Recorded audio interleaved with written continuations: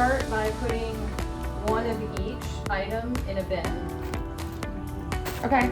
Yeah.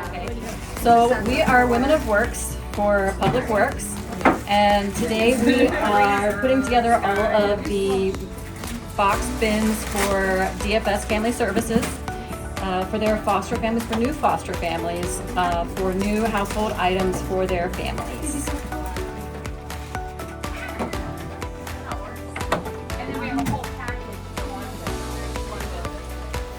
And I know how important, especially during this time of the year, right before the holidays, when families are stretched for extra money in order to spend on presents. This way we're giving them household items to kind of get through the holiday.